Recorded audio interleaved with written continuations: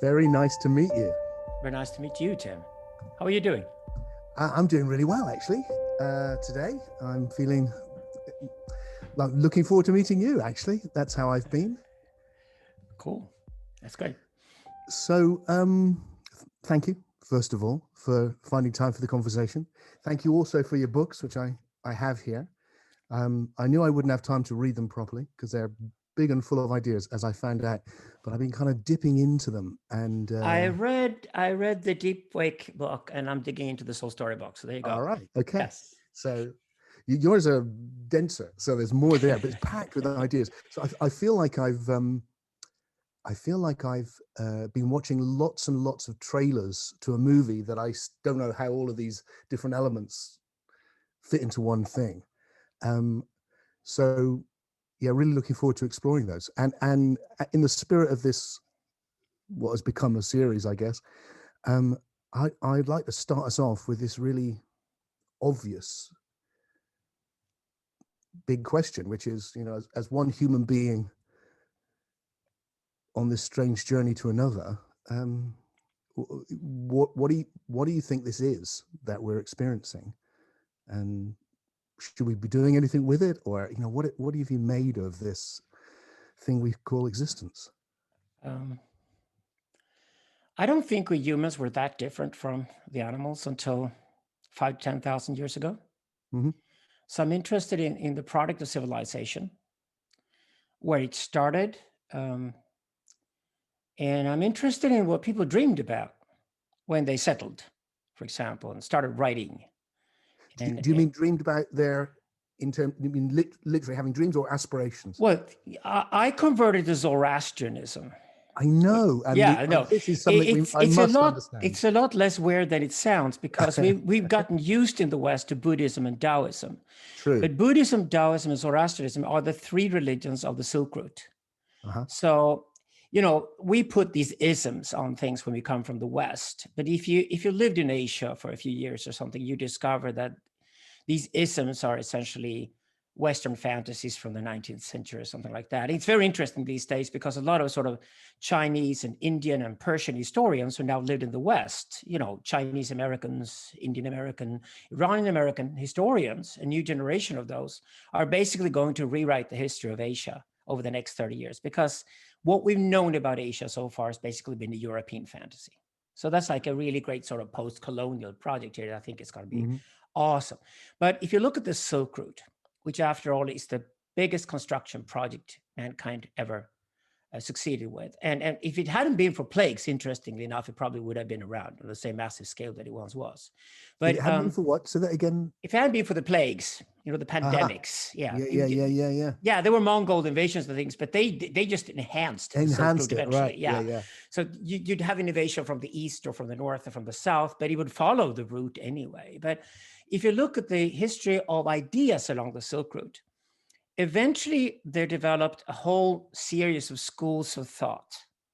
And some of these schools of thought are now being imported to the West. We call it like spirituality now. We have Western Buddhism, Western Taoism, these traditions. But when I started the Asian history of ideas, starting about 40 years ago, then I discovered that, with every oasis along the Silk Route, there'd be a slight difference in tradition from the next one or to the next one.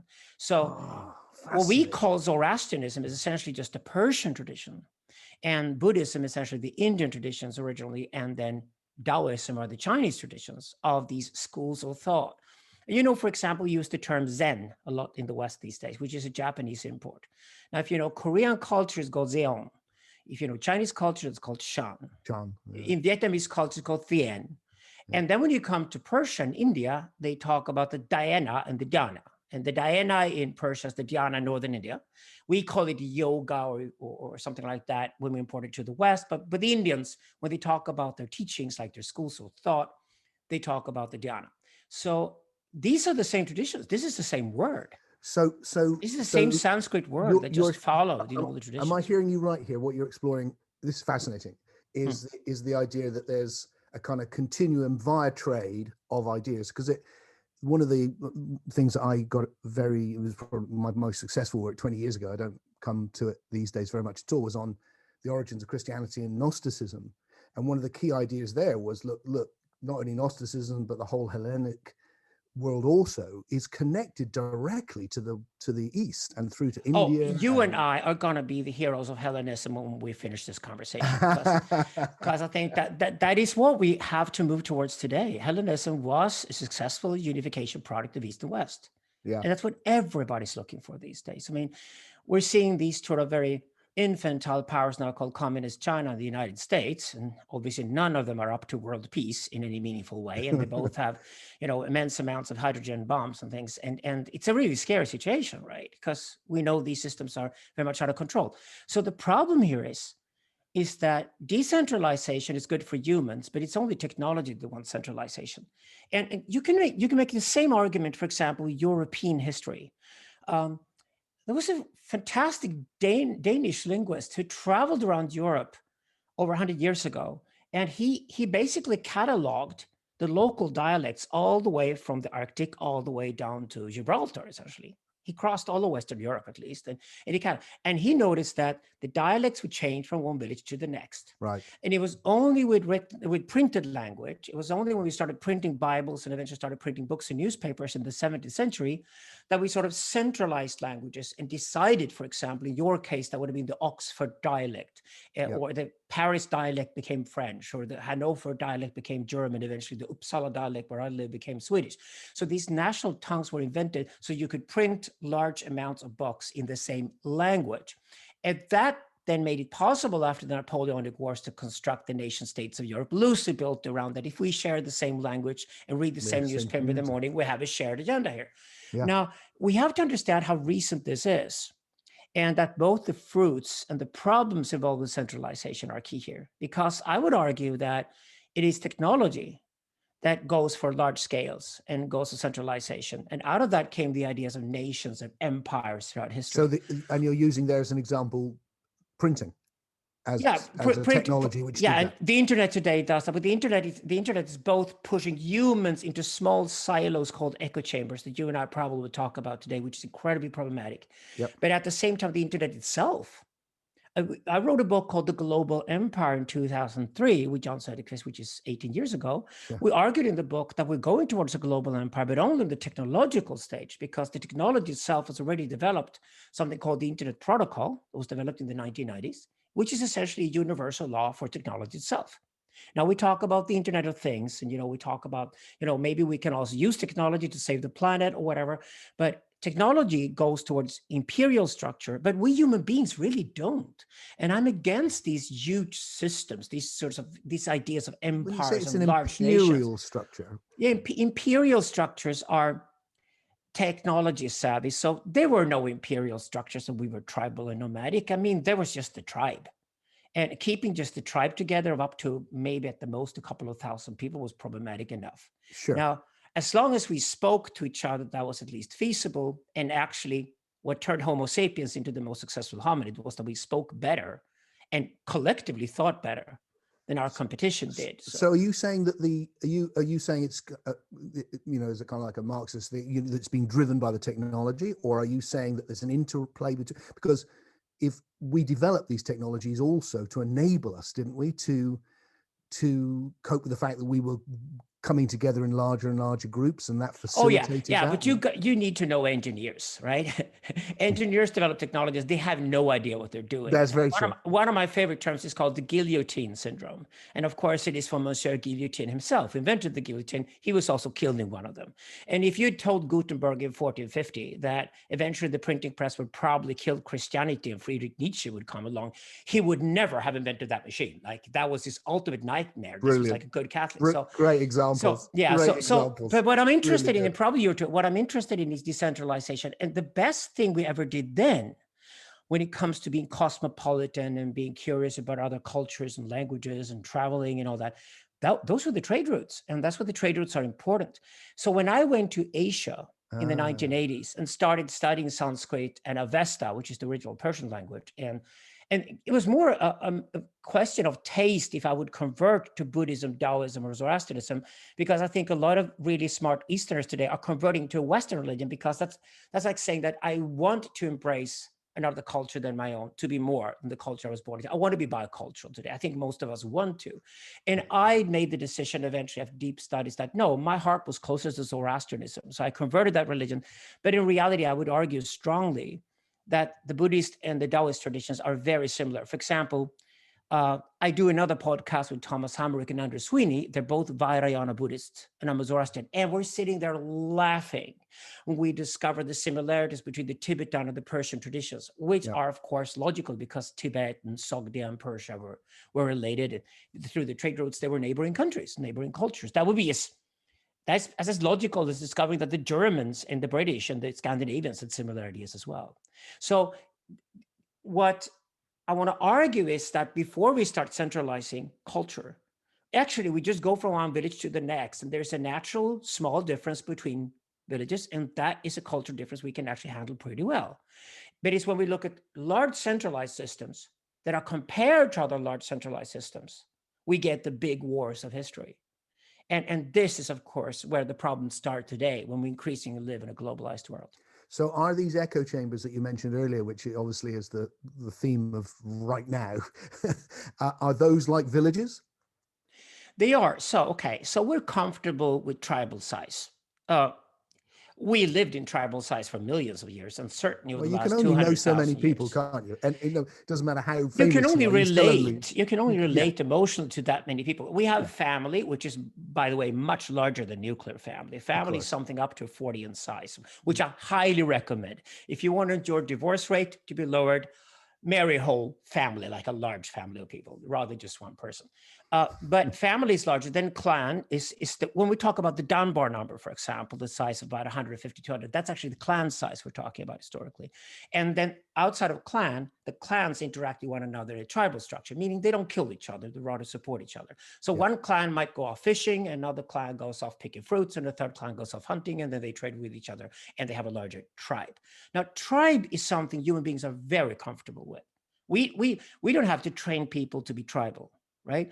The problem, though, is that we have gone for much larger sizes throughout history. And actually, we invented empire first. So the bad empires and the good empires date back about 5,000 to 6,000 years. That's why I'm really interested in the Bronze Age when these were formed, because I think the Bronze Age, when we tried to construct things that work, was much more interesting than the Axial Age that came longer when we had tons of opinions about these structures. It's better to look at what worked and what didn't work. And then after the empires were developed, the first nations came along. And I would actually argue that the Jewish nation was the first one, because it had both a religion and a written language that united the people around certain ideas. And it also had tribes within it. We talk about the 12 tribes of Israel. And absolutely, the Jewish nation was the model, which, for example, Hegel and Napoleon used in the 19th century when they constructed the modern Western welfare state or nation state or whatever. So we have a strong heritage here in the West from Judaism onto Christianity when it comes to these things too. So all right.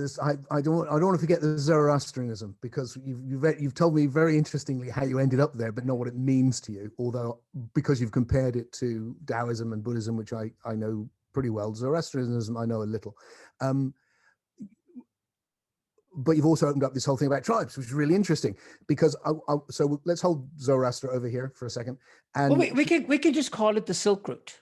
Or the trade routes. Because the way it works, if you look at the maps of the small towns along the Silk Route, or the large cities for that matter, they would always have a hospice of some kind where you would stay and have a meal, right? Yeah. They would then have a bathhouse where you go clean yourself and you'd be naked in front of strangers, which is a good thing actually for a trade. And then probably a whorehouse next door to it, where the brothel man made sure that great deals. Strangers. To be honest about it, I mean, if you got to say, there's the chairman of the board in your company where you work, and you've gone off to do a trade deal in a foreign country, and he comes back and you tell him that, well, actually, I even went to whorehouse with the guy from the company. He goes, yes, good. That means we can trust you guys for the next 30 years because you've been naked together, right? But then also you have, of course, you have the little inns where you eat and stuff. But then you also have what's called a kastag. This is an old Persian word. And we get the word cloister and eventually our monasteries in the West from that concept. So you would go to see a spiritual guide before you would set off for the next places. And the spiritual guide would basically just clean your head. So if you've done a few bad deals, and you wouldn't be angry or mad about it, you would sort of sort that out, get your mindset on being constructive before you would then enter and go into the next town to do more trade deals. Like so is that sorry? This is where spirituality, as we talk about it today, is meaningful. In that spirituality trains us to accept the next. Oh, I've just lost you. I've just lost you, and you've frozen. I'm wondering if you're still there. Can you hear me? I can hear you. See. There. We're back. We're back. I have no idea what happened. I've got to go through the computer afterwards. Might be some kind of malware. You know what? I heard a rumor yesterday. They could be Skype. There are actually problems with Skype. People still have Skypes on their computers, but they're not using it any longer. Oh. So I'll check that afterwards. I hope it won't be interrupted anymore. Yeah. So that's fine. So what I was getting from you, which I love, fits very much. I mean, when I was doing my work on the ancient Mediterranean 20 years or more ago, and how things connected then, one thing that seemed obvious was that the eclecticism, which was giving birth to Gnosticism and all the other mystery cults and the way they all related, was a lot of it was coming again through trade. The reason the gods had to be like, well, your God is the same as my God, was to allow trust. Because if you took a vow before a God that you both respected, then if you broke it, you were in trouble. So this kind of like this mismatch of trade and the trading of ideas and the trading of spiritual values seems integral to the whole absolutely. Thing. This is where the tradition of the Kastags come from. The Kastag that later became cloisters in Latin and then monasteries in the West, right? So I think Kastags are great in the sense you'd go to see a spiritual teacher or a therapist or whatever you would call it today before you leave a certain community, because you might have done a few bad deals. So, the whorehouse wasn't that we expected it to be, or the bathhouse or whatever, but you need to go on to the next stop. And you also need eventually to go back home with your trade, right? And the revenue, whatever. And to do this, you need to go through some kind of spiritual exercise. Right? The problem only arises later that there's so many different traditions. And when some of these traditions get hold of political power, or we have larger empires later on, that becomes way more problematic. So many of the conflicts we've had, we don't understand them because sometimes it's the level and the scale of a spiritual teaching that actually makes sense. But when you sort of scale it up, it can be really, really horrendous and very, very dangerous because it isn't meant for everyone and things like that. Of course, in the East, this is different between Sutra and Tantra. Tantra is basically, okay, you can learn this when you're ready for it. It's going to be a tough ride, but it will expose you to reality in a much deeper sense than you ever thought was possible. But you must be ready for it before you can do it. And it might take years of training before you actually get to that point where you're being accepted so you can do the Tantra. Before that, you do Sutra.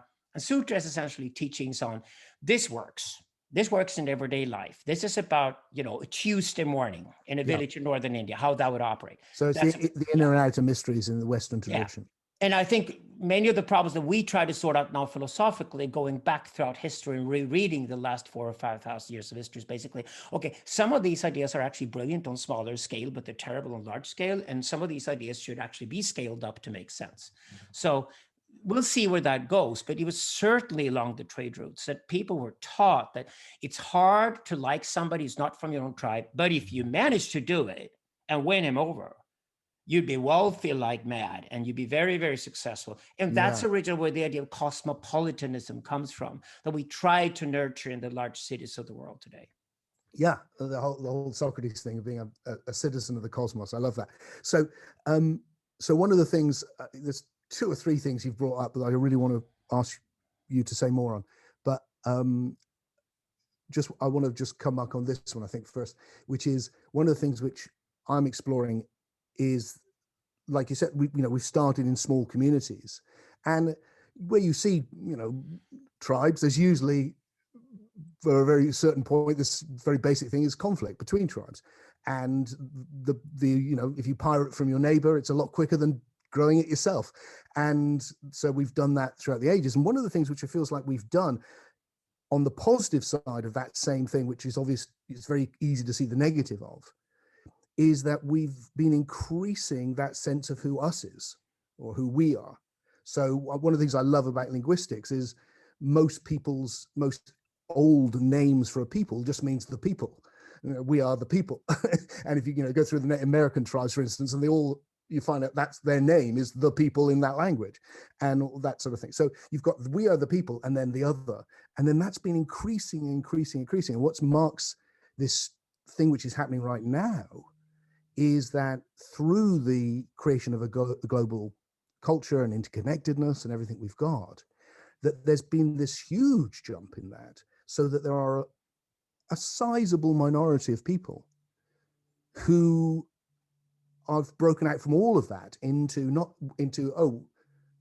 all people are the people. We are all of us. And then beyond that to, and we're embedded in nature and we are all of nature. And then the mystical underlying of that, which is actually I'm the whole universe. Yeah, but I would say that certain people who can handle that, and this is what I call a shamanic trait. So we do a lot of anthropology in our work, and we've discovered through researching populations in Greenland, northern Canada, central China, New Guinea, any climate zone you go to, any kind of environment, mountains, sea, lakes, whatever, we find the same pattern. So there's about 8% of the overall population who have what we call shamanic androgynous traits. I would say about 4% of people are androgynous. That's what we usually call the LGBT population of any population in the world. And they're go-betweens between men and women. But then you also have the go-betweens between tribes. That's exactly why the schools of thought along the trade routes were run by shamans who had settled. So once a shaman settles and puts on a robe, we call him a priest. Then he becomes some kind of a spiritual guy. Now, some people then are born to not understand why the rest of humanity are concerned with skin color or concerned with how you look or how you speak or whatever. They just see people, period, right? But we have to expect that that's a very small minority of people who can actually handle that level, because you have to be born with very shamanic personality traits to be able to handle that. Those are also, for example, the people who can take tons of psychedelic drugs without freaking out. So we have a lot of patterns here. We've also idolized these people in the 20th century. We call them rock stars and things. I think that's where we've gone wrong. I think that's where we scaled up the shamanic traits to the wrong level and should scale it back down again to where it belongs. But I would not expect the average Joe to be able to love people who look and sound very different from himself. I would expect them to be tribal. That's why today, when you look at the internet, which is truly global in scope, but goes straight to local right away, because we are gathering in our Facebook groups and subcultures and different tribes. So tribal comes back in a big way.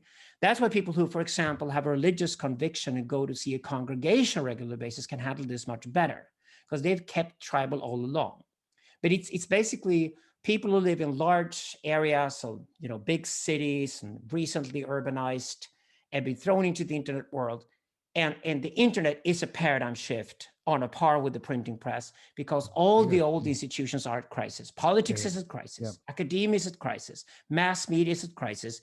And the old industry, they're all at crisis, right? We hate marketing and advertising more than ever. We should all tell them, right? So all these four major institutions that used to run the show are in crisis. And they, of course, defend themselves and declare that they run temples and all kinds of things to pretend that everything is like it always was, although they're like eerily now discovering with the storming of the Congress in America and everything that this is not at all the landscape it used to be. So people are going tribal. I think we need to understand why that happens and respectfully understand how people do that, and then start sort of try to seduce people that it's not that dangerous outside of your own echo chamber. Because if you get out, if you stay within your echo chamber, you're definitely going to belong to the digital underclass.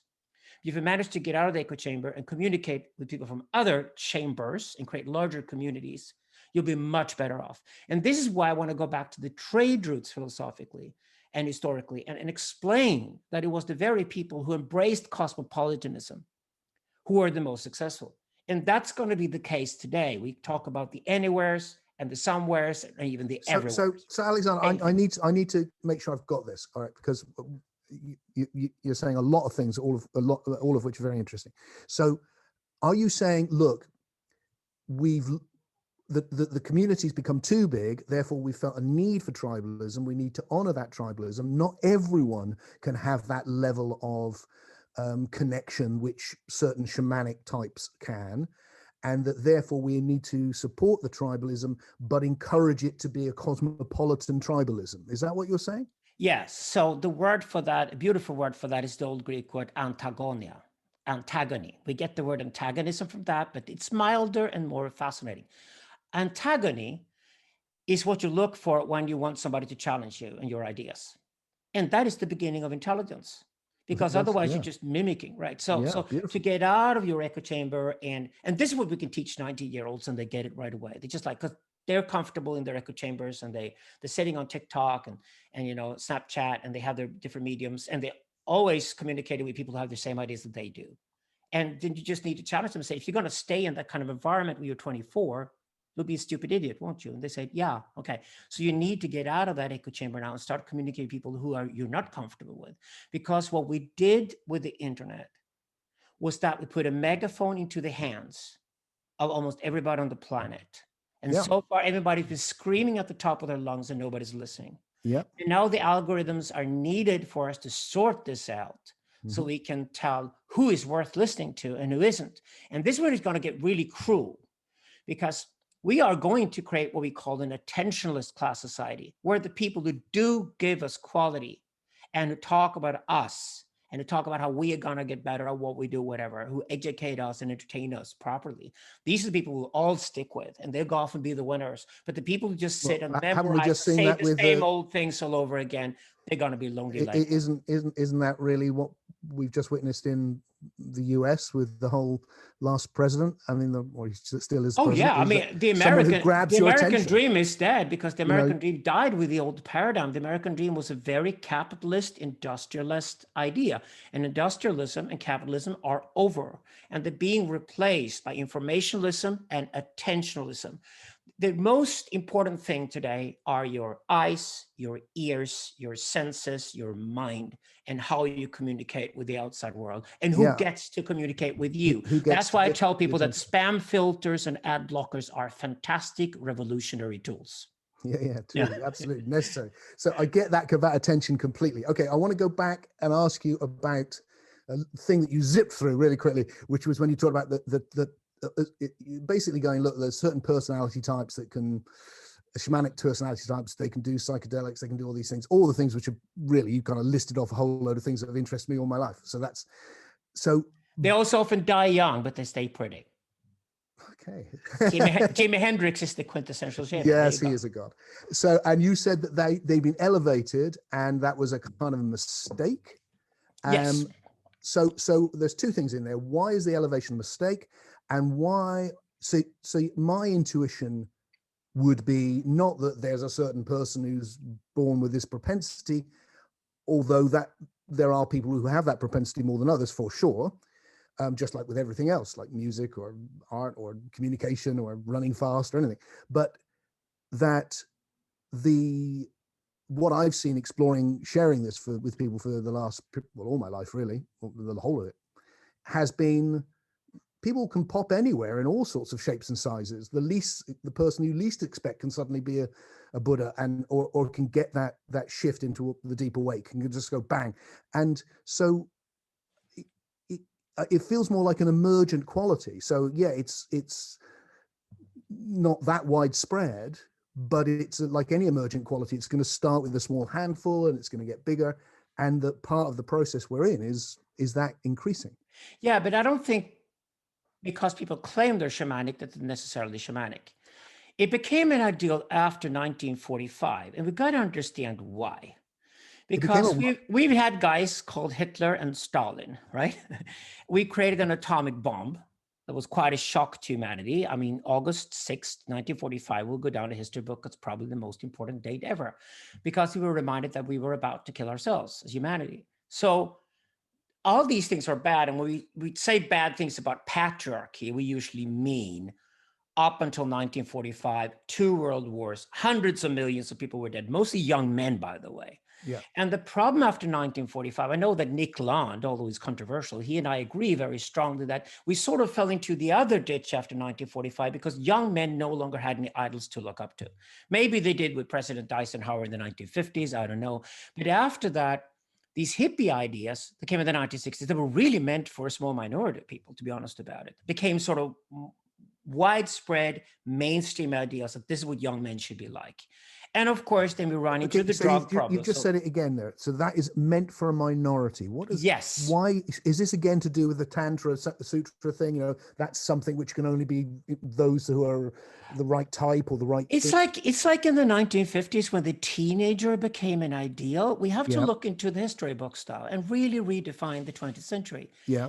That was unheard of in any culture prior to that. Yeah. We talk a lot about wisdom, you and I, these days, and how energy is fantastic. We need to balance the wisdom. The idea that wisdom is no longer needed and that energy is everything, that being young and sexy is everything. That was like James Dean and Marilyn Monroe. Yeah. They both killed themselves. That should have been a warning enough. But they were more like Christ figures, like, oh, but they've been crucified because they were so beautiful or whatever.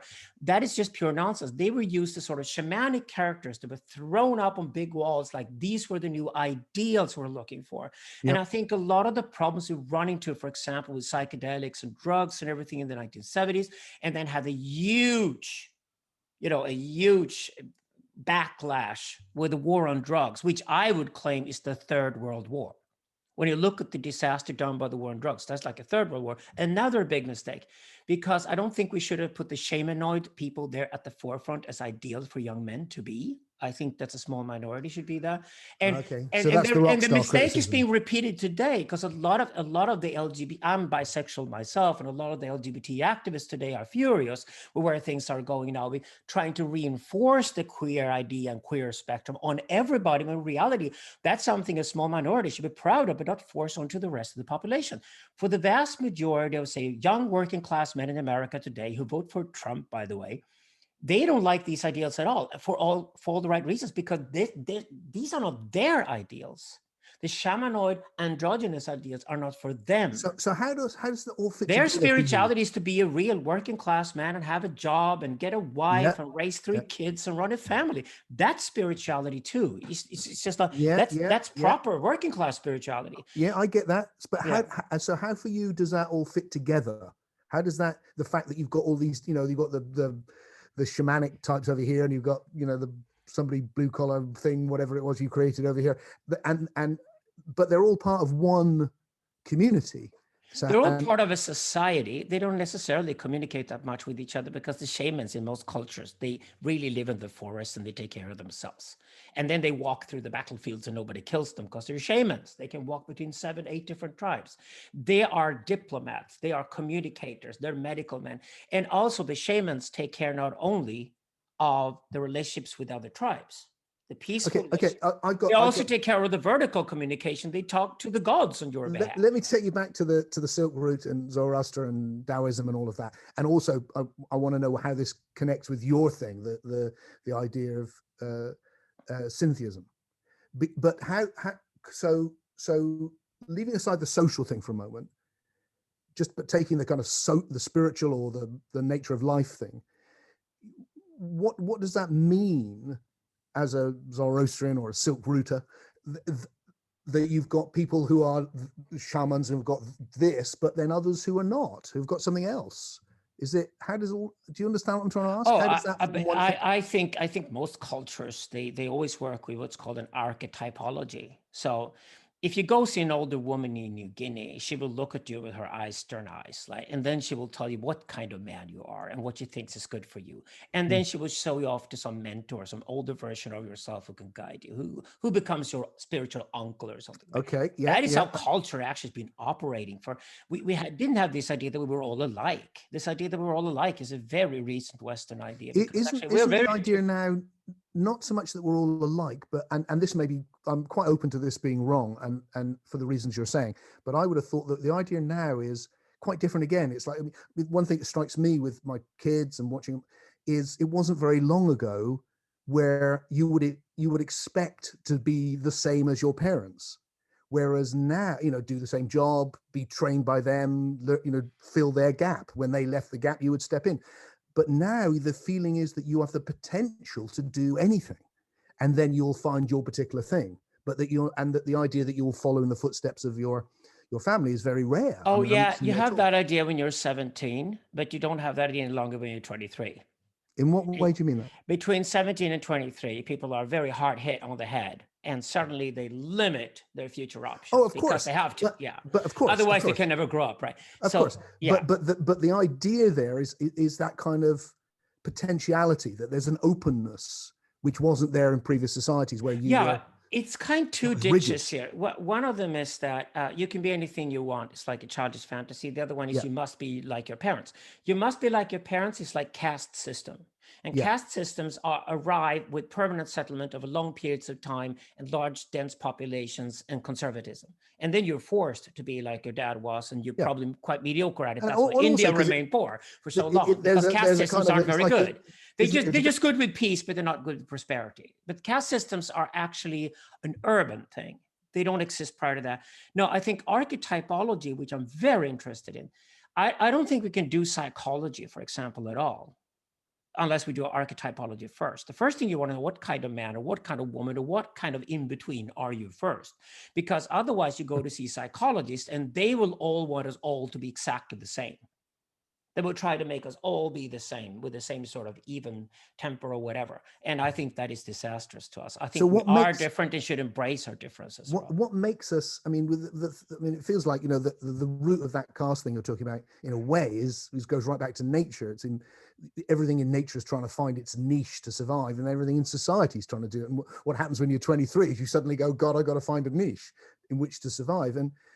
And so what makes us those things in your mind? What makes me have this disposition, or you have that disposition, or different talents? Because we love to serve. It's fundamentally human to contribute. I don't even talk about work in our books, because I say contribution. I love that. Love so that. Unless you can contribute, you are no value. And it's a man, you probably go and kill yourself. Yeah, that's right. So you want to contribute. Women do it naturally because women are all part of the reproduction process, whereas men actually have to fight something to give them a purpose or sense of meaning in their lives. And this is where this idea comes in, that I do a lot of phallic philosophy. So I'm basically doing philosophy of what does it mean to be a man? Because after 1945 and Hitler and Stalin, who were fake phalluses, clearly like little boys running huge empires and running them like devils, right? They were no good at all. But we need to find better models of what it means to have a genuine, strong masculinity where you can really contribute. Now, sometimes you find that in the corporate world, but that's unfortunate. The corporate world is, of course, very commercialized. So the question is, how could you be more of a spiritual masculine character? And I think that's where you and I meet, that we want to foster this in ourselves, in other men around us, and this idea we need to work on. Because the young men today are either stuck in a very effeminate idea of what they should be, which they're very uncomfortable with, or in the idea of the superhero, which is like a comic, parodic idea. So if you ask young men today, you do huge service, a 23-year-old man, they have no idea what it means to be a man, and they're terrified of it. And all they've heard from everywhere they go, especially in England and Sweden, where you and I live, is that it's terrible to be a man in the first place. I think this is disastrous. And this is where I agree with, say, from Camille Paglia to Jordan Peterson. They've done work with this. You've done work with this, Tim. We might then go even deeper. Jan Söderqvist, in our work, we go through all of history of the last 4,000 to 5,000 years, and we actually celebrate the Bronze Age in the next book we're writing, and rather think a lot of the problems are with the Axial Age that came later, when we had a lot of pillar saints and boy pharaohs that actually more predated Hitler and Stalin than the predated any of the ideas we need today. So what is it you see in the Bronze Age that attracts you? They were doers. They were constructors. This is the irony. I'm like a philosopher says philosophy is no good. I actually prefer architecture. I prefer engineering, because I prefer people who do shit, right? Get things done. But I think young men are finding the same ideals today. And basically the young men who come to me for advice said, if you can't pick up an engineering education, that's a good place to go. You'll definitely work the rest of your life. Why not specialize in solar and wind power when you're at it? And you'll be fine. Women will want to marry you. You'll be okay. So just go through engineering school and you'll be okay. Because it is a traditional masculine thing where men actually contribute today. Because I think the two major products that you and I are both really working with is one that I call ecotopianism, and the other one is cosmopolitanism. And it used to be the chief and the priest. So the chief and the engineers of the world are the characters that want to rebuild the planet so it's sustainable. And these are enormous challenges ahead of us. How do we save ourselves from climate change? And how do we build a better world that is sustainable? But it's a fantastic engineering opportunity. And I think all young men who come and ask me for advice, I said, hey, if you're good at maths and physics, off you go to engineering school. And here's, by the way, here are a couple of texts written on ecotopianism. It's like environmentalism going times 1,000. It's like environmentalism, which is basically dystopian Greta Thunberg bitching and complaining, but here is really doing something, getting things done. I think young men they love this. This is perfect as Fantastic. an engineering child. I can relate to and the that. other one is the more priestly one that you and I personally involved with, which is cosmopolitanism. And this is just gradually teaching people that strangers are not dangerous. Actually, they're interesting and fascinating. And, people look different from you or speak different language or whatever. Get involved with them immersively, because these cultural connections are also incredibly important. So Alexander, this is where I need you to just probably just put the final piece in place so I can get what your vision, because I really relate to everything you're saying and relate to that last bit especially. And I can see those types. I'm definitely on this side, not on the engineering side. But when people talk about tribalism in a positive way, often it's the opposite of cosmopolitanism, whereas for you it feels integral to it. So I live in Istanbul half the time. I live in Istanbul half the time because it's a thriving, huge city of 50 million people, but it's been around for 5,000 years. Yeah. It's like living in the middle of history, living history.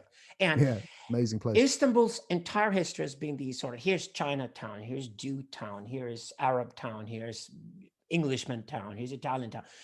People do gather within their own tribes in large cities, but they communicate in between.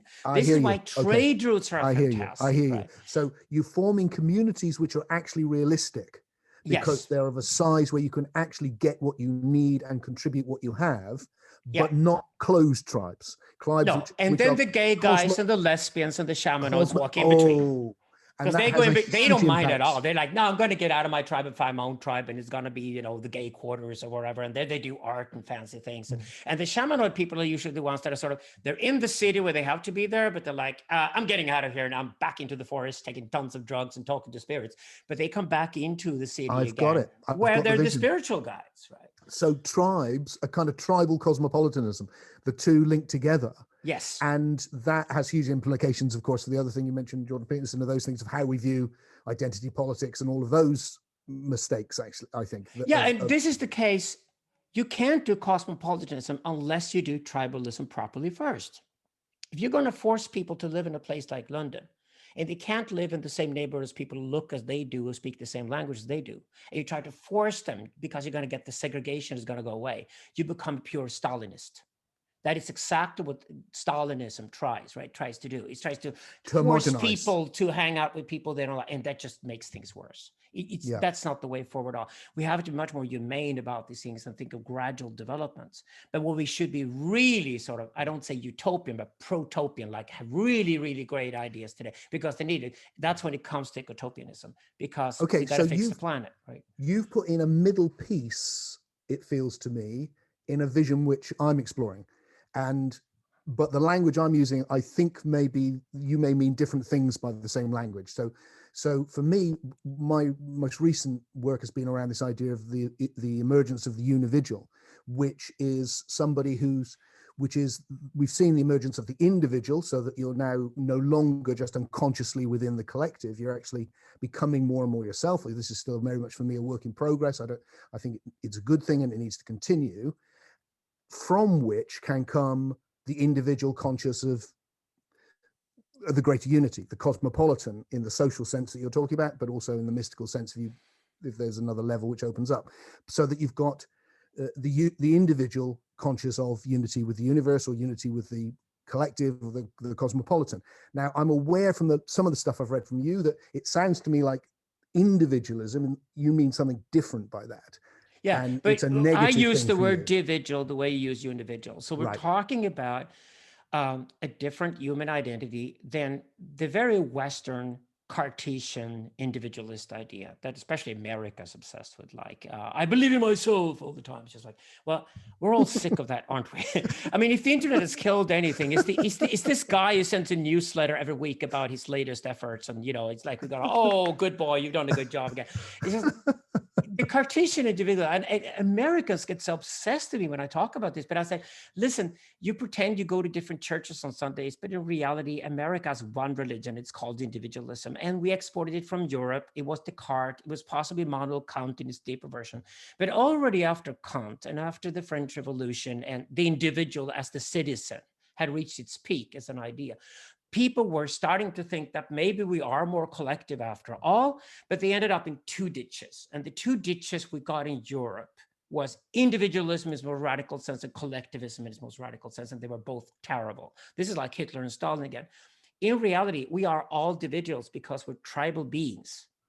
If I want to do philosophy on individualism, I would go and talk to polar bears, because polar bears are true individuals. They only mate and then they never see each other again, right? They even eat their own kids if they have to. They don't care. They're just like, they're true individuals. They're like Americans, right? But Polar there's bears. something. But human beings are deeply social beings. But how we've managed that social identity, yeah, has, it looks to me, over the the period of unividualism, whatever it is, the 200 years or whatever it is, that it's increased, and it's still increasing. And I agree, it is now at the point where it needs to flip into something else. But when I look back at old films, one of the times I get it a lot is I watch back old films of the UK, and literally all the guys in one class are all wearing the same hat. You know what class is ever in, because it's like, are you wearing a cap? Are you wearing a bowler? If you've got a top hat on, it's like, and they're all the same, and they're just moving around and they're all the same. Now you look now, and everyone is different, still there's similarities. On the surface, Tim. Yeah, but the thing is that those guys who looked the same 50 years ago probably had very different ideas. These days, when you go into a school class of 17-year-olds, they look different one from the other, but they share the same ideas. And I think that's a lot worse. I think ideology is much more collective. Alexander, I think people, I'm not sure. I think there's probably a greater diversity of ideas now than there's ever been. As part of the problem. No, I'm sorry, I don't. Okay. I think America's got stuck with only two ideas, and they're totally opposed to one another, and they don't even understand or even interested in which are. Oh, it's called Biden and Trump. Oh, okay. All right. So, which is tragic. But okay, maybe you're right to a certain extent, and maybe the truth is somewhere in between. But I think if you look at the fact that we dress differently from one another, and fashion is more diversified than it was 50 years ago, well, I think ideologically, tragically enough, we're more the same. And that is because we all use the same media. We all end up in the same types of echo chambers. And because of that, it's not really the I think there's a contradiction. Echo chamber. It's echo chamber ideology itself. But aren't you contradicting yourself? I mean, I don't want to get into this too much, but it just feels like the fact is that if you go back to the Napoleonic Wars or whatever, you see people seem to be in one echo chamber, depending on whether you're in France or in England. Whereas now, I'm finding, oh God, my dear friends, some of them have gone into an anti-vax echo chamber and believe in these conspiracies only recently. And it's like, wow, how did you end up in that? I don't relate to that at all. And suddenly there's such diverse ideas going on, and they are all echo chambers. There's just so many of them. Yeah, but it's just that we sort of, the horizontal has gone vertical, or if you want the other way around. So yes, you have less in common with your neighbors than you used to, your physical neighbors, yes. But even if you travel abroad to another city, you will meet a lot more people who are like you than you would have years ago. Yes. So it's just that we have to remember that these old institutions of the capitalist industrial age are all falling apart. They've been falling apart since the 1980s. They therefore provide us with a far weaker identity than they used to. And people try to compensate for that lack of identity, because our need for identity is as strong as ever. And we then go to these subcultures online. And the weirder the ideas are, the stronger the identity production becomes. So, it's like astrology is back. I expect the next generation of feminists to fight for PhDs of astrology at universities in the UK or something, because the guys are going. I think you could do them already, can't you? And conspiracy theory is only astrology with testosterone thrown into the mix. I mean, it's just a belief in bigger orders that dictate how we live our lives. And in reality, all these people are just terrified of the fact that there is no such order. There are no conspiracies. That's what terrifies the conspiracy theories out there, because the world is really contingent and nobody runs the show any longer. And the vast majority of people who pretend to be leaders have no idea what's going on. Yeah. So I agree. we are now in a limbo. This is what's called a paradigm shift. And what you and I are looking towards, and what we try to build as philosophers, is to see, can we build a new renaissance for the art and a new enlightenment for thinking? Because that's what we did in Europe successfully, but it took about 200 years after the chaos when the printing press came along. And finally, we started using the printing press for smart, cool things. And when we come to the 19th century, we'd finally figured out that this was about enculturation and education. So we basically decided, wait a second, everybody can learn how to read, write, and count because the printing press provides us with such cheap materials. And that's when the wealth we see today took off. The only problem with that was that we also exploited the planet in that process. And that's not sustainable. And that's why utopianism now becomes the next level of what engineers have to do, and a good motive for young men to get involved with. I love that. Okay, so can I take you right back to the beginning? And also I want to get in the whole thing of syntheism, which I've been looking at. So we started off and we went and headed off down the trade route and all of those different traditions and Zoroastrianism. But what does that actually mean to you about the nature of your life and about the nature of existence and what we're in? And I presume syntheism is your articulation of what it means to you. Am I right? Yes. So Persia is the historical connection between East and West. And I discovered when I started doing philosophy in the 1980s that there's no way I would start with the Greeks. That would just be embarrassing, right? Because Western philosophy started with the Greeks, and there's the mythology that everything started with the Greeks. It didn't.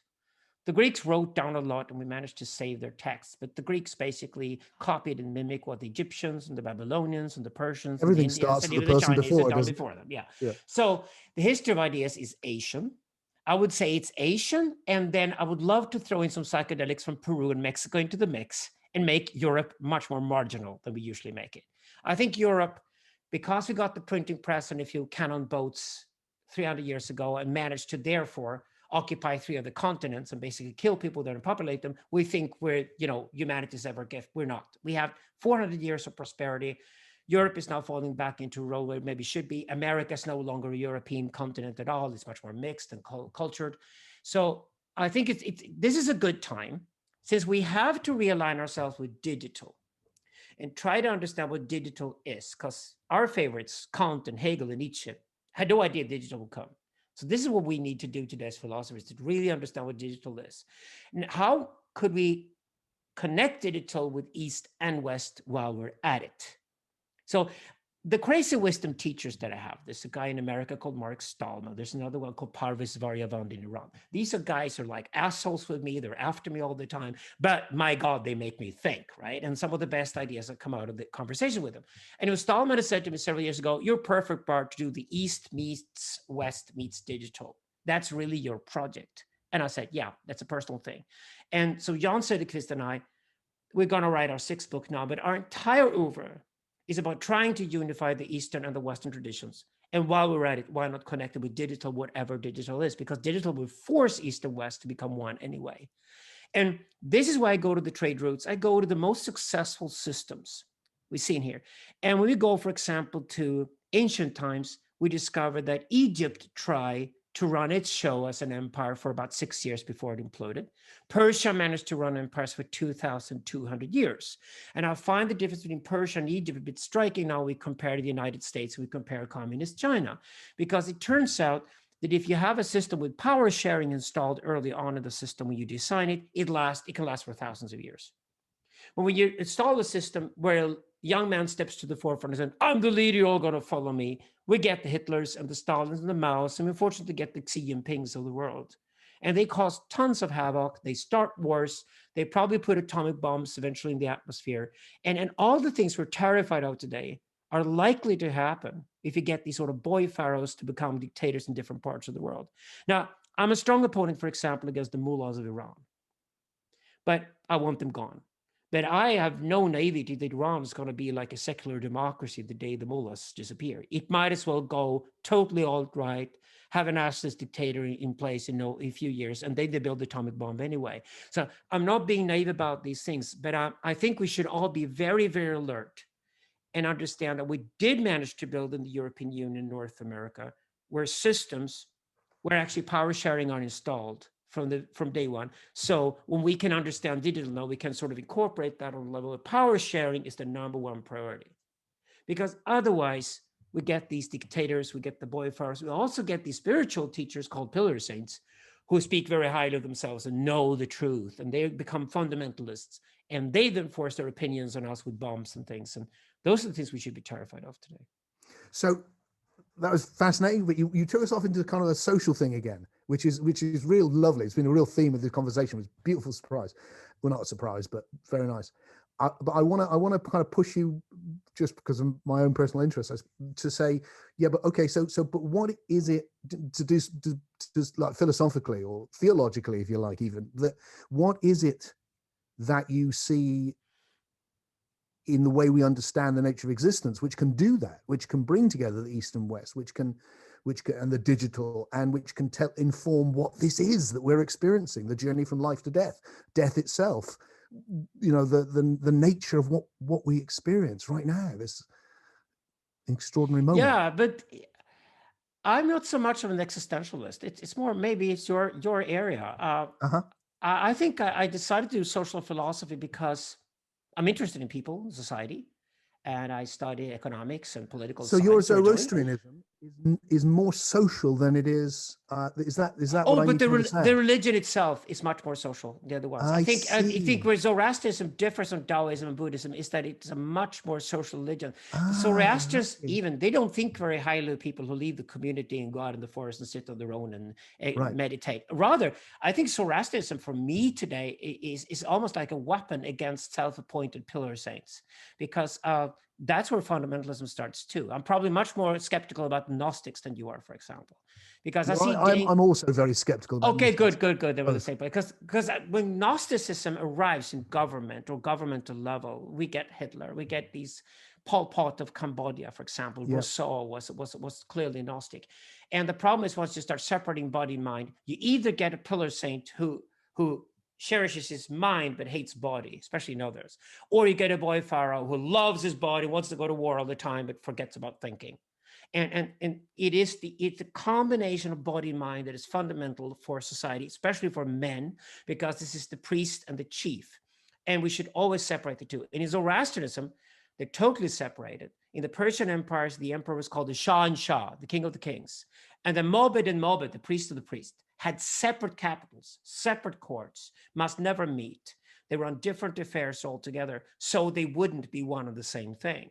And the Mobed and Mobed would not appoint his son to be the next priest, because he would actually take the second son from the king to be the next priest, just to make sure that the systems were aligned with one another, supporting one another, but still kept separate.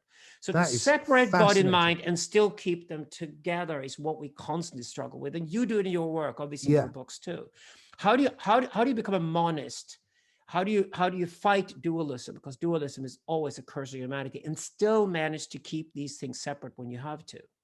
Yeah, I mean, that's fascinating, because I think in the popular mind, Zoroastrianism is seen as a dualist philosophy. No, it's not. God, if there's probably the most misunderstood thing ever on Wikipedia is Zoroastrianism. I tell you that. And any Zoroastrian would agree on that. But generally, isn't it? It's because it's read through leading the eyes to Manichaeism and all of that. It's read through the eyes of the battle Christianity and Islam. Azura Mazda and Christianity and Islam have always tried to turn Zoroastrianism into some kind of infantile precursor to their own faith, when in reality the Zoroastrians were adamant. They were not Gnostic. They went after Mastak. They went after Mani. They thought Gnosticism was a curse on humanity, especially if it got close to political power. And Mastakism was practiced for a brief period at the end of the Sassanid Empire, and it caused havoc everywhere. It more or less became Pol Pot's Cambodia, and that's why Mastak was put to death, right? So the Zoroastrian tradition is very monist, and this is what it shares with Buddhism and Taoism. Right. Well, all the teachings along the trade routes teach you that everything in the world is connected with everything else, right? Does it have that quality which I really associate with Taoism, which has always been one of my favorite places to go from when I was very young? Because it has just the Tai Chi, the yin yang symbol, is that it's kind of what I would call unidual. It's all one and it's two.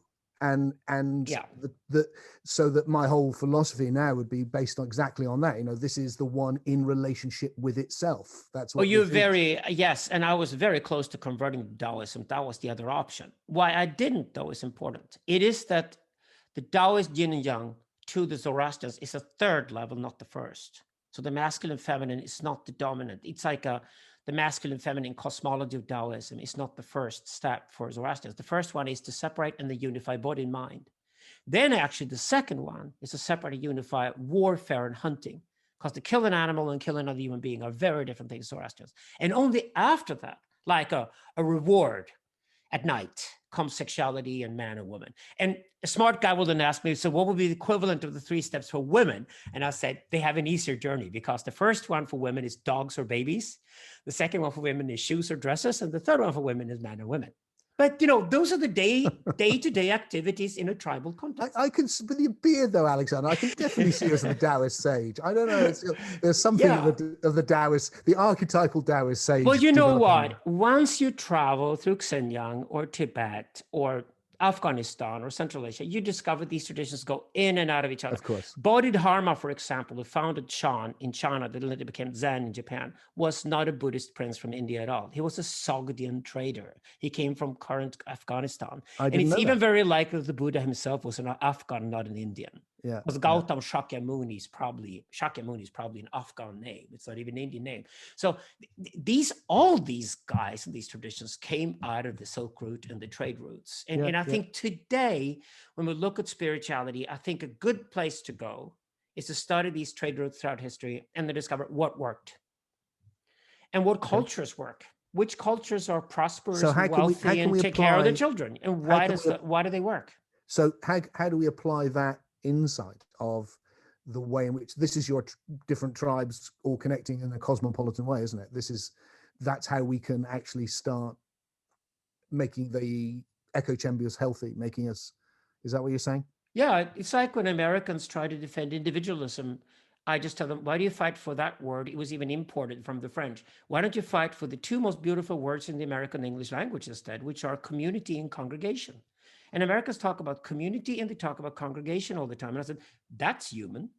That's America at its best. You go to church on Sundays. You belong to a congregation. So one of the things, and within the congregation, you can have a responsible role within the community. That's why America is prosperous still today, because those things still work. So my thinking, I think it's in deep awake, so you might have come across this, but this is a while back for me now, but it's so central, it's just in me, is kind of my version of dialectics, I guess, which is what I call paralogical thinking, which is thinking in opposites and seeing them both together. So the community and the individual for me would be like, well, they're like right now, me and the world. It's like they only exist together. They can't possibly exist for me apart from each other, and everything is in relationship. So that idea of seeing the individual separate from community is as limited as seeing community as not containing individuals. You and I are radical relationalists. The way I say it we is really are. There's a conversation going on here. And when we eventually, unfortunately, have to turn off the computers and go back to work again, there would be a byproduct of this conversation called Tim and another byproduct of this conversation called Alexander. But that's only because these bodies and these minds will then go into new conversations, new relationships. And the world consists of relations. Even in physics today, you understand the world as relations. I mean, I would push it because of this. This is the one in relationship with itself.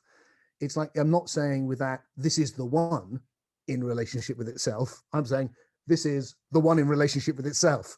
That it's the relationship which is everything.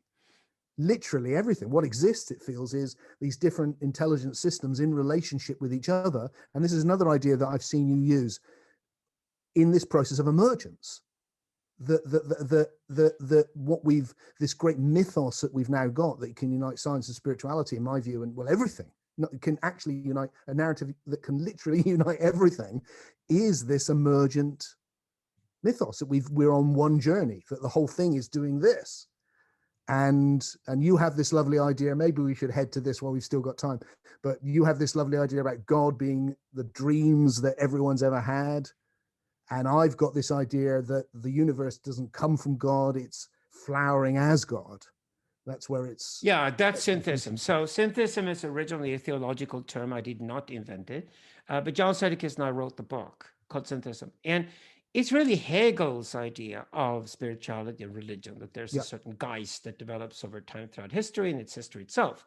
But when we try to think of the ultimate emergence that would happen, we have no better word for that than God. Yeah. And that's why I find it sort of naive to speak about atheism, because when people are obsessed with atheism, said that God does not exist. It's just like, well, number one, which God are you talking about? There are thousands of them. So they have to go through each one of these gods and a few goddesses and kill them all before they become proper atheists, right? They spend their whole life doing that. And then it's just like, well, if you're so obsessed with theos, why don't you just put theos in the future? And they're like shocked you could do that. It's just like, but the way to overcome atheism dialectically is just to think that if theos is an important word for us, it's really the most beautiful word we can think of, then why don't we just put God into the future if we don't need God in the past?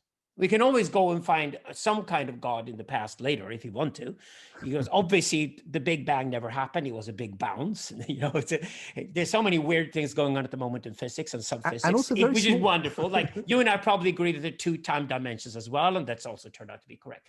So the metaphysics is a fantastic area to be these days. But when it comes to the word God, I prefer to put God in the future, and that is syntheos. Syntheos literally means God as creation, or the created God. That means that it's not God who creates us, it's we who create God. And I think that is a good terminology when I work with technology, which I do. I'm a philosopher of technology. I'm a philosopher of digital and the internet. So I work with engineers all the time. I do speeches and I work with them to inspire them to do stuff. And I said, well, God is the ultimate word for the ultimate technological innovation. Now make sure it's not the devil you're creating. Make sure it's God, because technology is always pharmakon. Technology in itself is neutral. Technology can be fantastic and can be absolutely awful. Look at atomic energy. So this is to train engineers to think the right way. Actually, to teach them theology is a really good thing. So you're seeing the God of the syntheist religion as technological? Yes. Okay. So that is different. But definitely creative. So it could also be artistic. But today, with the sort of urgent needs that we have, if I speak to a bunch of young engineers and I tell them syntheos is the name of the created God, and if you think about it thoroughly, the day you've invented a technology that can save the planet for thousands of years and make it sustainable for human life, you've created God. And they all applaud. They get it. So they take in theology. And they just go and say, I had no idea I was religious. But really, now I can really contribute as an engineer. This is way more than making money or having a career. This became so meaningful to me, and I really want to pursue it. And this is what I want to work with as philosophers, to train young men, especially, to find a strong sense of identity and masculinity, and then go for these missions. That's why I love theology. I think this is what theology always did or should do. It was always pointing towards the future. What are we going to do with ourselves, and where do we arrive as a society? And you can then go down on the individual or unidividual level, or whatever you like, and look at who am I then in all of this? Where do I put myself as a building block into a system? Where do I find the people I should collaborate with to optimize my opportunities in life? And that's the way to do it. That's when you should start studying yourself and work on your self-confidence and work on nutrition and health and getting a good exercise, and then do something really, really meaningful with your life. And my God, we got tons of work to do. Wow. Well, you hold a very interesting, can I say, collection of insights together in a very interesting way, Alexander. I really get it. I think there's a lot there I resonate with. I think the later stuff there, I see that development into God differently. I don't see it like technological, and I don't see it as either like an imaginal product in itself. I think there's something transcendental that's happening, which transcends and includes that. I think we're actually coming together as psyches to create something larger than us. That's what that's true, though, experience. because transcendence is a good word here, because if you think of the emergences that have happened in history, Number one, the big bounce of the Big Bang itself, the Yep. beginning of physics and whatever was prior to Yep. it, so physics, and then chemistry out of that, and then eventually, at least on this planet, biology. Biology. Life. Yeah. And then And out of life, and then the eventually, psyche. we got consciousness and Yeah. sense. I prefer Yeah. to use the word mind, actually, but they got mind. And Mind. also, when biology and mind started collaborating, we got culture. And Yep. all these things are emergences, like Yep. dramatic things that suddenly just occurred. Yep. And what was a habit prior to it became a law within the system. This is how you do it properly, right? When we look at these emergences, they are transcendental in relation to one another. Exactly right. That exactly is where right. transcendence here is important. I Yeah. am also, when I'm saying to the young engineers, you haven't built this technology yet. You have to transcend where we're at right now for that technology to become a possibility. You can certainly work on technology and technology design in a transcendental manner. And actually, when you bring in the transcendence aspect of it, it becomes much more meaningful than just making money or being career successful or whatever. It gets a much higher purpose. So my hunch is the technology with which we are giving birth to God, or a transcendent, another level on from psyche, from mind, which is something greater than us, is actually the technology is thought. It actually is the realm, the bardos. It is that realm of that whole dimension that people have been exploring since the earliest of times, which has taken shape, which, as we've been doing everything else, it has become shaped. And what I loved about your thing earlier, I just want to pick up on that just for myself, that fantastic idea, and when you described the split of church and state in Zoroastrianism, and the idea of keeping it together by taking the second son or whatever it was from one into the other. I mean, that's so profound, because what I see is that right from the very beginning, wherever it was, 10,000 years ago, when human beings started to become even remotely like us, there's that shift. The first thing they seem to have noticed is that they're constantly experiencing two worlds, and not in some disjointed way, but there is, there is the imagination and then sensation, and the two are different. That's my cup, that's my imagination of the cup, and working with technology in both fields.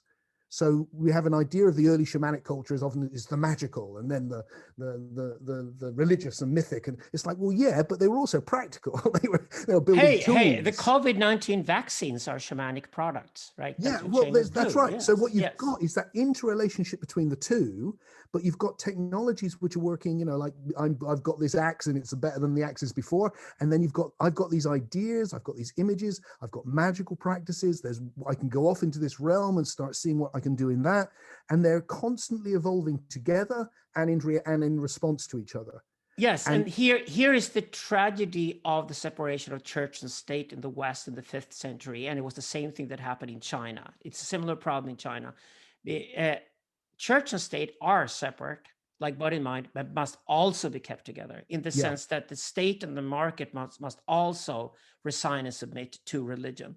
And what I mean with religion in this deep sense that John Söderqvist and I used the word is that it is the containment of all the human forces, so that we actually serve a greater good in the long run, rather than just ourselves. Beautifully put. So this is what's lacking today. What happened in the West already in the 5th century was that the state and the market were split off from Christianity. Christianity was really a religion suitable for the church that it became, but it wasn't a religion at all for the military. It wasn't a religion at all for the priesthood. So that became eventually state and market, and state and market being separate from that. And that's exactly why the West are solely responsible for plundering the planet later on, exploiting it almost to extinction. But the problem is the Chinese have you have the same problem in China, is that you separate church and state, and the state religion became Confucianism, and the church religion was put aside for Buddhism and Taoism and personal experience. And in reality, you need to put everything in religion, preferably not the same religion. That's the problem here. But if you look at imperial structures, they often have 3 different religions. They have one military religion, and that's essentially the slaying of the dragon and getting the reward. Like, that's how you win war. That's how you win a hunt or whatever. Then you have the priesthood religion, which is like to the very core of reality, try to find out exactly what the truth is. Even if God is dead and everything is dark down there, you got to go there somehow. That's the priesthood religion. And then you got the folk religion. That's what we call general pop culture. And that's perfectly fine. I mean, the Zoroastrians invented universal human rights simply for the reason they had several religions at the same time, and they thought that was a great idea. because the different religions serve different purposes. And I think that's genius. Even India at its best has also separated these things into different religions with different purposes in society. And that's why India has been as peaceful as it has been for the past 2,000 years.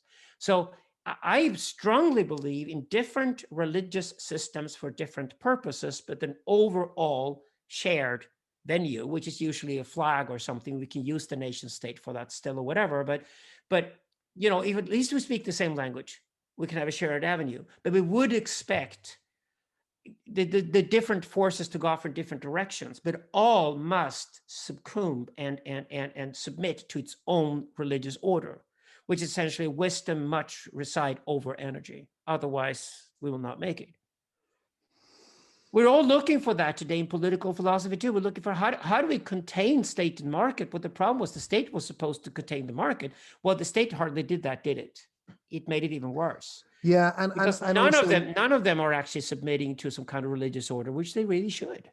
and I think also, don't you think also the big part of that? I mean, you went back further than this, but the thing which also I think also compounds it is the development and triumph of massive, unbelievable successes of science, because you've then got something which is hugely successful on the practical side. So using thought, but it's on this practical side, which is why it can do great good and great harm, and can empower us in magical ways that we never even dreamed would be possible incredibly quickly, and is moving like a rocket.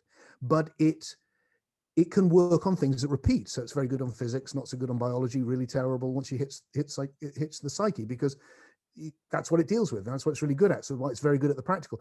And it's cut off from the soul, it's cut off from the psyche. So we've grown up in a thing where the religion is actually a non-religion. The ideology, which in England is just like, religion is just dead. I mean, spirituality is taken off, and there's people are still having experiences. But in terms of the culture, I mean, one of the things that really struck me in my culture is looking at COVID and thinking, all I've seen is scientists.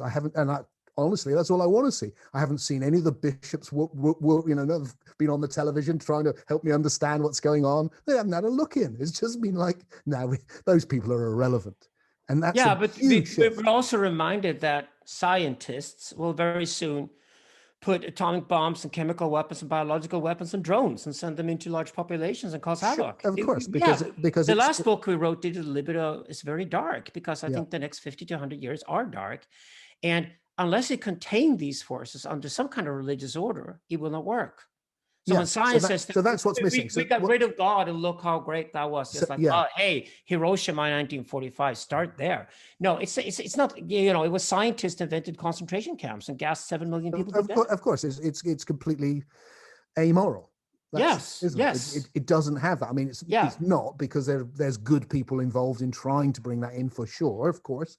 But as an ideology, it's just about power. It's just about what energy, as you would call it. Totally nihilistic. I don't totally nihilistic. I think it is, though. I think it is, at the end of the day. Yeah, because there are good people in there. The good people in there because they're too terrified of themselves in a way. But if you're really honest about it, unless you have an ideology here that is more containing, it will not work. And these are the teachings we have since several thousands of years back.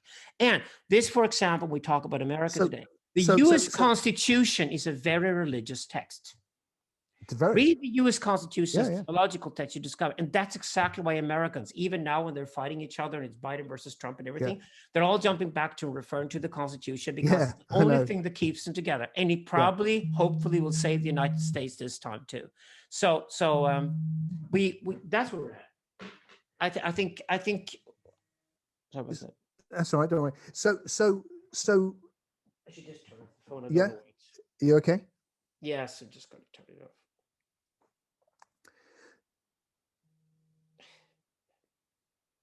So one of the themes which comes up there for me and what I really am doing so busily, hence not getting the time to actually read your books from cover to cover yet, has been that in that way, if you look at those two sides to the way that human beings have engaged with these two things that they experience, the world of the imagination and the world of sensation, the sensory world, and the interplay between the two, what we've seen over this last period in the West and then across the whole world is an enormous exponential explosion in how well we deal with the physical world. So that what was being rejected during the Axle Age as a hellish place to get away from, we've busily gone, no, let's turn it into a good place where we're healthy and live a long time and have loads of pleasure. And we've done it, I mean, in unbelievable ways. But like you said, it needs this other side, this wisdom side, to, if you call, this informational knowledge side, this wisdom side. But that hasn't evolved at the same rate at all. It's still, the spirituality I encountered when I was young and the ones I encounter around me, apart from a few new fruity, crazy, like, create your own reality, all of that stuff, most of it that's of any quality is really, really old and hasn't moved. It hasn't kept evolving. So it feels like we need to go in there and find what's good and to reinvent it. Yeah, the way I say it is that religion has gone downhill for 5,000 years. Technology has gone uphill for 5,000 years. Almost like sure technology has hijacked us to develop itself, and basically that's what we're seeing now. What I say, that this might sound a bit simplistic, but I want us to shift from a religion of magic to a religion of technology. And it's not as far-fetched as it might sound, because magic is where we get the inspiration from to build technology. So say a good technology, smartphones, if we finally manage to learn how to use them properly, what used to be called telepathy and was a little trick that wizards would do in the past became the smartphone, is now widely available for billions of people around the world. And it does create enormous favors because of it. So when we think of technology and technology design in that way that actually serves humanity, actually what we do is that we first develop an idea of some kind of magic, and then that idea is what we build into a technology. For example, I've got a close friend who builds electrical engines for cars. I think it's one of the most wonderful things you can do today, because if you can get the diesel engines and the petrol engines out of the way, that's a big step forward to saving the planet, right? And and I think it's fantastic, because they're also now reinventing what it means to be a car. So that's great work. He's a highly motivated friend of mine. He's a very happy guy. He goes to work every day. He's proud of himself, because he should be. He's an ecotopian himself. So I think if you think of technology and religion as connected, in the sense that religion is basically, what are the older, wiser people of the tribe teaching the younger ones that they should carry with them throughout life as a containment, so they do the right thing at the right time, right? That is what religion originally was meant to do. For example, you had two rivers, and you had two river cultures, and they were constant warfare with one another. And finally, one day, the two shamans in the two different tribes were bored with it, met, and built a temple in between the two rivers. And these were the first cities, and they became the first trading posts in history, because people would just go there, and there, of course, the two shamans would declare that the original god in one tribe, the original god in the other tribe, actually have a shared ancestor, a shared father, so you are actually brothers and sisters. And that's how you create peace historically. Religion did this. This is what religion does. And for aggressive atheists today who don't understand what religion is for, they understand nothing.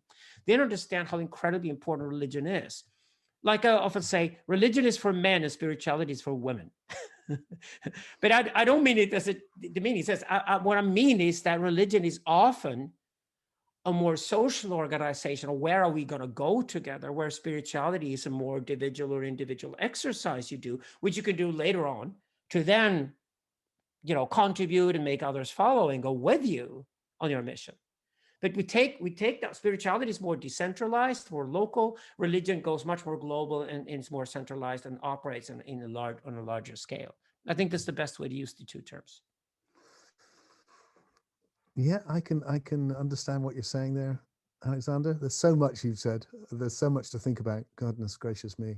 Can I just say, just in passing, that I loved in one of your books, just made me laugh, which is always a good sign. I really liked, there was a description of, I think it was one of your definitions, where you said monotheism, which is basically atheism with a slight Deviation. It's deviation, yeah. I thought that was lovely. Monotheism, atheism, no gods exist. Oh, with this exception. Yeah, with this One exception, does. yeah. The one that benefits me, right? Yeah. Ours is real. So, yeah. Okay, so I can really get this beautiful insight and passion you've got towards the social function of it. It's like, and I really get that too. I really, really do get that. Although I have a strong, for me, it's like, yeah, I'm really into the magic of technology massively. I really look forward to it, and I spend a lot of my time standing up for it, where it gets endlessly assaulted as if it's some sort of necessarily demonic force, rather than something which can be used in all sorts of ways. And but also, I'm quite open to the idea that there is actual magic. That I'm quite open to the idea that there's a level of reality which has emerged from the biological, this level of the psyche, which is, as the shaman have been saying from the beginning, from the start, which is actually a domain in its own right, and which you can go off and explore in all sorts of ways, and which is interacting with this one all the time. Are you trying to seduce me to go with you to Peru and drink more ayahuasca? Well, it's one of the places where you could definitely explore it for sure. Oh, yes. I'd wholeheartedly agree with that one. And it's not for everybody, but it's for a lot of people. Yeah, it's yes. Just watching that take off has been extraordinary. Yeah. I mean, I took ayahuasca a long time ago when I was writing a book on shamanism, with a couple of different shaman, and really I had hardly heard of it, and then I got, nobody I knew even knew the word, and then suddenly I probably one of the things I get asked the most at my retreats is, what do you think about ayahuasca, Tim? Should I go and do it? Because it's like suddenly there's this, and that's where I remain open to this idea that we're not although we are types and we have different propensities, it's kind of fluid as well, that people but I love this, Tim, because I agree with you totally. I mean, we have become such passive cultural consumers, right? Television just put us there on the couch, endlessly watching drivel for hours every day. Like if we weren't worth anything better than that. It's terrible, right? And then the internet came along, and the telecom companies told us that you're now going to entertain one another. And we weren't trained for it. So this user-generated content we put out in the last 20 years has just been basically junk. And now we're sick of that. And now we're back watching Netflix and HBO. And at least it's better than television, to be honest about it, because finally, I think we have got a golden age for storytelling ahead of us, in the sense that anybody out there with an original idea can write a script and get it published today and make them. Alexander, what is maybe this is a the 2020 is going to be golden in that sense. It's like a golden era for storytelling. But again, if we don't allow ourselves to go into our own minds and love our own minds and understand what our minds can do for us, which is universal and very deeply human, I think we completely miss the ride here. Because if you fall back into the couch to be entertained by others, where the hell are we going to get our cultural self-confidence from if we just be passive consumers? This is why we talk about, John and I, in our work, that avoid becoming a consumptarian. Consumptarian is the word for the new underclass. That means you stick within your own echo chamber. You have no self-confidence, your expression. You stick only with people who share your ideas, no matter how crazy they are, because you don't dare go outside of that echo chamber.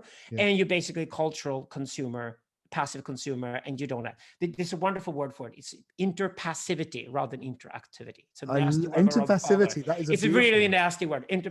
Robert Fowler came up with it years ago, but I love it.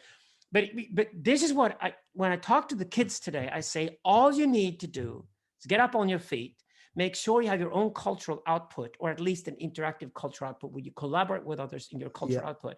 And also go for the antagony, go for people who completely disagree with you, travel, experience other worlds than your own, because that is how you become smart from now on. That's how you become attractive. That's how you become successful. All the self-help books today should really be about how do you challenge yourself with ideas you never thought you would think. So with this thing I'm working on right now, can I quote you on that? I like that very much. I find that really helpful, that go for the antagony. I think that is such a central thing for me. I mean, I think it's a beautiful word. We're even going to do a tour here in Scandinavia and call it antagony this year, because it's stuck with so many people. Like, I want to be antagonic, not antagonistic, but antagonic, meaning that I want to be open to challenge people and I want to be challenged. If I had to describe my daily life, I would say that's what I do with myself. I mean, I just go for long walks and have conversations with myself in which I am completely antagonic to my own ideas to see which ones will hold up and which ones It's will come called crashing schizophrenic down. with others, but with you, it's completely okay. Yeah. It's, you know, and what I love about a Yes. dialogue, while all of this, I was talking to, I think you know John Freke, and I was talking with him, and what I loved is his idea of dialogos, was that sense in which you can have these dialogues where you can play that role for each other as well as endorsing and seeing the same thing from different angles, and everyone becomes richer. And there's a lovely, I mean, you've talked about, I remembered when I was having the conversation with him, I didn't mention it because we went off on different things, but you've talked about men a lot. And if I go back to the 80s, when the men's movement here really took off, and it was all about going out into the woods with drums and all of that, and it was okay. Robert Bly, you know, I met Robert and did all that, and what struck me was people kept on telling me, oh, men, you know, they're all antagonistic to each other in that negative sense. They all want to be right, and I just thought, God, that's not how men are. Any of the men I know are not like that at all. I've studied tribal cultures for the past 30 years. So it's all about collaboration. Everything's about collaboration. I just got together. I was reading Plato at the time, so I got together to say, I'm going to run a symposium. And we put together a symposium. I invited 12 men, told them to bring a question and their drug of choice. And we would gather together for an evening, and we would just pull the questions out of a hat, and we'd address the questions. And we went through all 12 things, and most of us were still standing by the end, just about. But what struck me was there was no competition. Everyone was looking for the truth. Everyone was looking for the deepest idea. And if someone said, like listening to you, if someone says something which you go, I haven't thought that before, the excitement, where you get that new, that's where it lies. I think it's just like when you're writing and you want to say this, I'll certainly say to you now, can I credit you for that? It's just like, yes.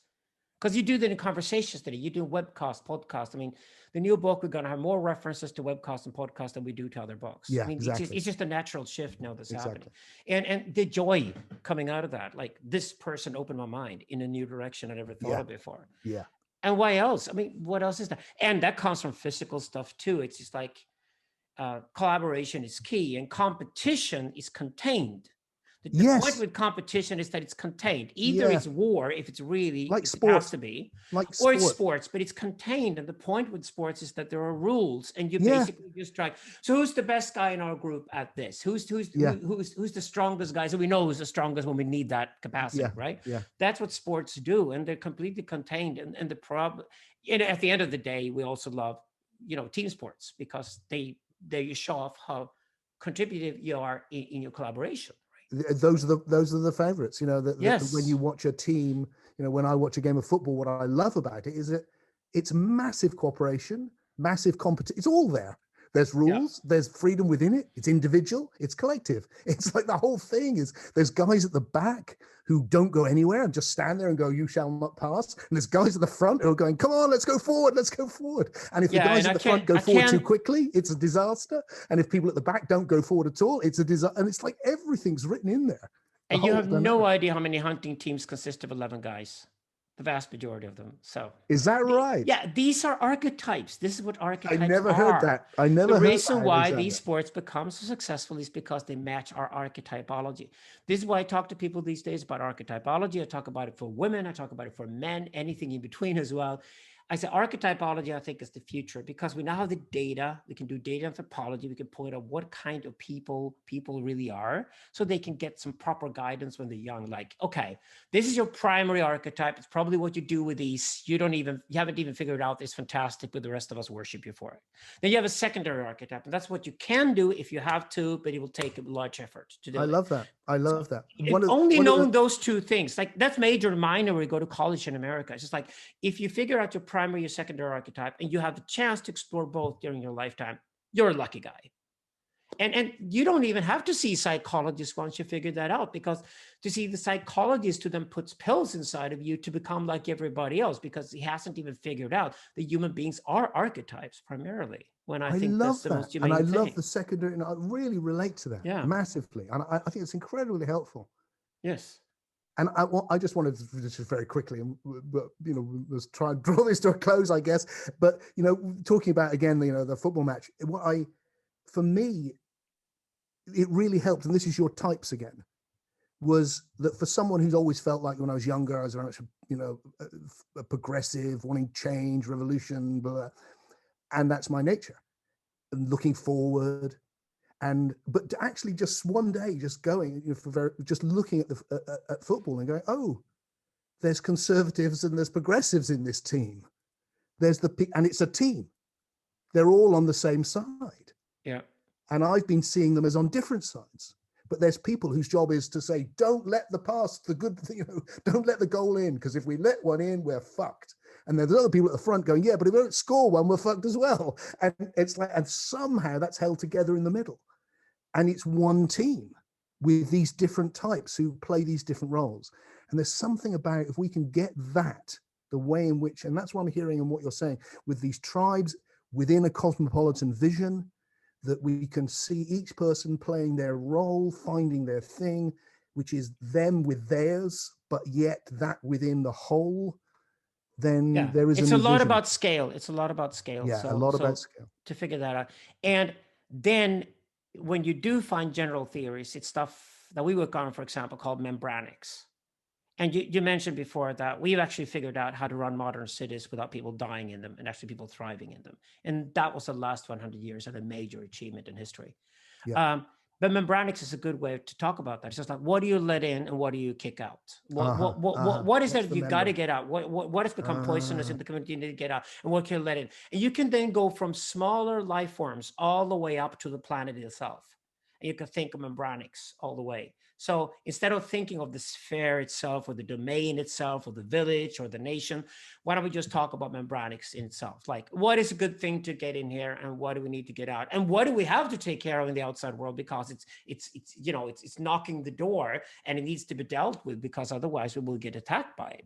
So the membranics is a good way of working with scale up and down, but to think alike. So biologists can work with physicists, can work with chemists, can work with people who do urban planning, can work with politicians, can work with people who work with all kinds of scales. So that's, and of course, when you design groups in the digital realm, the same thing. I mean, can you create echo chambers that are encouraged to go for antagony? Yeah. I think they'd be much more attractive if you do. Yeah, definitely. And if you design an algorithm for your playlist on Spotify, can be throwing in a track now and then that you wouldn't expect to find there. It probably will irritate you, but please keep it there, because it could actually take off your musical taste in a whole new interesting direction. Exactly. And that feels so obvious with the echo chambers. Yes. The problem we've got. It's not the add button we need in the algorithms, it's the antagony button. Yeah. And the algorithm is a great idea, actually, to give you what you need. But what you need is not just things that you think you need. What you need is also the antagony. You also need you don't need else. Just based on your old previous behavior. And that must be built into the algorithm. Because otherwise you just become a repetition of yourself. And so that's your membrane. That what's coming in is also allowed. I love that. And that's the relationship. That's, isn't it? Yeah. That's so deep, Alexander. Membranics. Membranics. Great word. People get it right away. Yeah. Yeah, it's genius. It's really good. Yeah. And it's like I said, think of yourself as running a fort in the medieval age in Europe, and we're threatened by the outside world, right? But you needed trade to survive within the fort. You don't put a stupid guy at the port. You put your most clever guy at the port. You put the guy who knows people at the port. That is how important the membranics are. It has to be something where you put people in charge you really trust, who've been around and seen things before. Wise people. Wise people. Yes. Thank you so much. It's been such a delight. My God, it's like full of so many things. It's like I told you, I was like reading the book. It just felt like, wow, there's bits all over here, and it's been like that in the conversation. I'm not absolutely 100% sure. I feel the need to hold the whole thing fits together, but that will come. But in the meantime, it has been just absolutely delightful. And we haven't even talked about metaphysics, which is like we haven't. I did shared obsession. You're both you and I are time philosophers, but that's another episode or something. Yes. Yeah, time. We got to get back to that. Well, let's do it again. And, yes. That's a good one. I'm so delighted we're connected, and yeah, good. Very good. Have a great day. Whenever you put it out, send me a link and I'll put it will. through all my channels. And I really, truly enjoyed this conversation too. Me too. Absolutely. Yes. Thank you so much. And until the next time. I'll go out and have a drink here, but think of you while I drink. Big hug to you, brother. And you. Absolutely. Yes.